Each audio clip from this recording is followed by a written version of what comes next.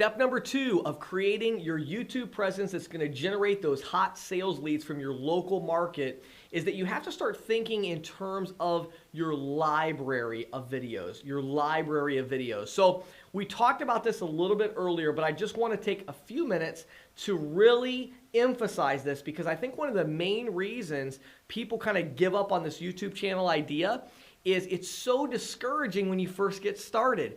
Because again, many times if you're not careful, you'll be thinking in terms of social media. If I make a tweet on Twitter and no one retweets it, nobody likes it, nobody clicks on it, then I think, wow, that was not a good piece of content. And you would be right. It's not a good piece of content because you're on Twitter.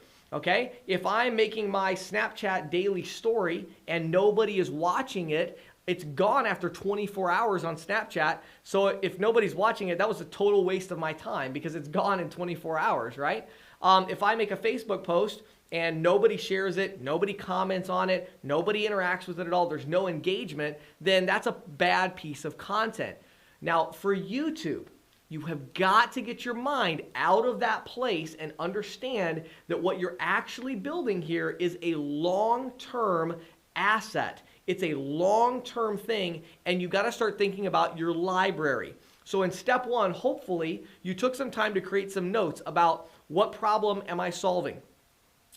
What is the solution? How does the solution work? What is the specific need that I'm filling? Is there some particular emotion that the business owner has?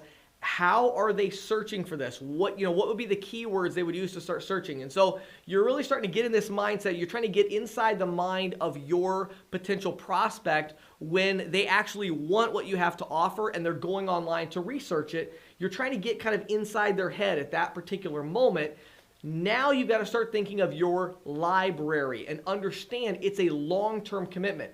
Your first video is going to get 0 views the first day. It's going to get 0 views the second day. It's going to get 0 views the third day, right? Probably the second week, you get your 1 view. Now, there's some other things I'll give you in a minute that will definitely speed that process up. But my point is, this is a long-term investment and you're building a YouTube library that's going to be there for Google to search as it gets older and as it gets more views and it ranks a little bit higher, which we'll talk about some strategies specifically for that. But step number 2 is I need you to start getting in a mental place to say, I'm ready to create my YouTube library. And once you're kind of in that frame of mind, now we're ready to start getting tactical and move on to step number 3.